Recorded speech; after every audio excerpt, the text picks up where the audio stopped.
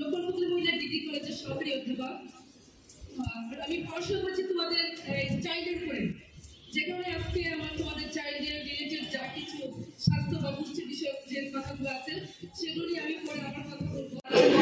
কারো রিলেটেড, কারো সম্পর্কে এর সাথে পরিষ্কার পরিচ্ছন্নতা নিয়ে আমাকে ম্যাডাম বলছেন যে কথা বলতে, বাচ্চাদের পরিবার পরিচ্ছন্নতা নিয়ে কথা বলবো। সেই সাথে বাচ্চাদের শুধু পরিষ্কার পরিচ্ছন্নতা না, পাশাপাশি মায়েদেরও যারা বাচ্চাদের যত্ন নেবে, কেয়ার করবেন যে বাচ্চারা, সেই তাদেরও পরিষ্কার পরিচ্ছন্নতা। আজকে এই ছোট ছোট বাচ্চাদেরকে আমি একটা কথা বলি, হ্যালো এদিকে সকালবেলা ঘুম থেকে ব্রাশ করো নাই কে? সবাই ব্রাশ করেছ?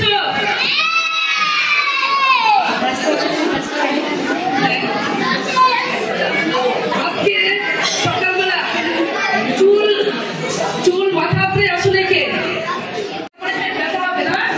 আপনি কোথায় যাবেন? ডাক্তারের পিছনে। আমি কি ডাক্তারকে টাকা দিব?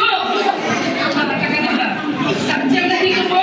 নিজের প্রতিরোধ ক্ষমতা তৈরি করবো, প্রতিরোধ করবো, তারপরে আমাদের পেটের ভিতরে জীবাণু না ঢুকার, তাই না?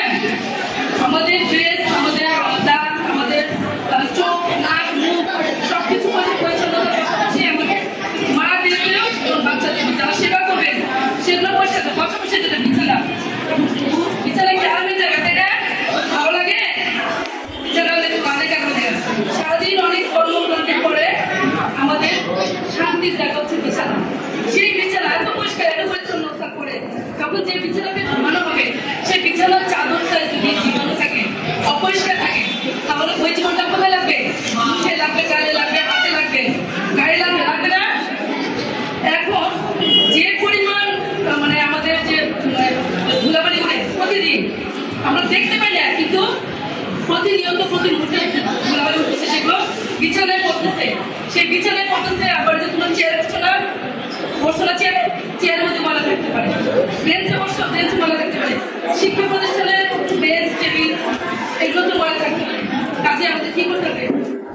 হাত ধুতে হবে, বারবার হাত ধুতে হবে। পরিষ্কারতা রাখতে গেলে আমরা হাতে যা কিছু তৈরি দেবো, খাবারের পূর্বে যেন আমাদের পেটের ভিতরে আমরা হাত ধুবো, এবং পেটের ভিতরে যেন ময়লাগুলো না, যেগুলো আমাদের মধ্যে যেন পেট খারাপ, ডায়রিয়া, এগুলো কি পানি পানি করো, তাই না? এই রোগগুলো যেন না হয়, খাবারের মাধ্যমে যে রোগগুলো ঢুকে সেগুলো যেন না হয়, হাতের স্পর্শের মাধ্যমে যে রোগগুলো ঢুকে সেগুলো যেন হয়। আরেকটি কথা, আমরা পড়াশোনা তো করবেন না, ম্যাডাম তো খুব মজা করে ছোট খাদ্য তৈরি করলেন, কোন খাবার কেন খাবো, কিভাবে খাবো বললো না, কিন্তু এই খাবারটা পেয়ে কি খেয়ে ফেলবো? কি করবো? এটাকে আমরা পরিষ্কার পানি, কি পানি দিয়ে? পরিষ্কার পানি। অবশ্যই সেই পানিতে হবে পরিষ্কার পরিচ্ছন্ন। বাজার থেকে আমরা যে ফলে কিনে না কেন, যে সবজি কিনে না কেন, সেগুলো পরিষ্কার পরিচ্ছন্ন পানি দিয়ে সম্পূর্ণ যে পাত্রের মধ্যে রাখবো, সেই পাত্রটাও যেন অবশ্যই জীবাণুমুক্ত হয়, তাই না? যে হাত দিয়ে আমরা কাজ করছি, হাতটা অবশ্যই আমরা হ্যান্ডওয়াশ দিয়ে বা সাবান দিয়ে ধুয়ে নিব। যে বাচ্চাকে দেবো, বাচ্চার হাতটা ধুয়ে দিব। যে গ্লাসে পানি আমরা অবশ্যই পরিষ্কার পরিচ্ছন্ন রাখবো। তাতে করে আমাদের কি হবে? সুস্থ থাকতে পারবো, অসুখ কিছু কম হবে এবং রোগমুক্ত থাকবো। আমাদের রোগ বৃদ্ধি যেটা, সেটা সুস্থ হবে। অনেক ভালো ভালো খাবার খেয়েও কিন্তু আমরা অনেক সময় এই অপরিচ্ছন্নতার কারণে, আমরা অসুখের কারণে আমরা দুর্বল হয়ে পড়ি, আমাদের গ্রোথ বা বৃদ্ধি বা বিকাশ যেটা, সেটা ব্যাহত হয়। তো আমাদের এই বৃদ্ধি যাতে ব্যাহত না হয়, শুধু ভালো খাবার খাবো, পরিষ্কার পরিচ্ছন্ন স্বাস্থ্য সম্পর্কিত খাবারগুলো আমরা খাবো, যাতে আমরা সুস্থ থাকতে পারি। দিলাম আর কি চাই, সব দিয়ে তুলছি না? জানো, তোমরা জানো? জানো না?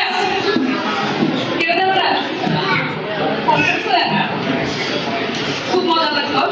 এখন এই একটা কবিতার মধ্যে কিন্তু তোমাদের সারা বছর অর্থাৎ 12 মাসের সব ধরনের ফলের নাম চলে আসবে। এই কবিতাটা মুক্ত করে ফেলবা, আর হচ্ছে মৌসুমী ফল দিতে, যখন যে ফলের আসবে, যে মাসে যে ফল আমরা পাবো, বাজারে পাবো বা আমাদের বাড়িতে আমাদের উৎপাদিত হবে, সেই ফলগুলো আমরা অবশ্যই খাবো। সিজনাল ফল যেটাকে বলে মৌসুমী ফল, মৌসুমী ফল খেলে আমার কি প্রচুর ক্ষমতা কমবে এবং কোরবানি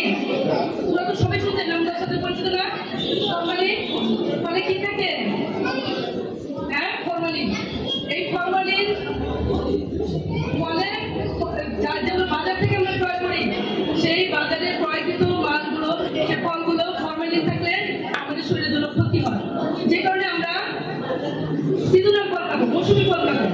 মৌসুমী ফলকে এটা কি হবে, এটা সস্তা, সস্তা না, যে সিজনে যেটা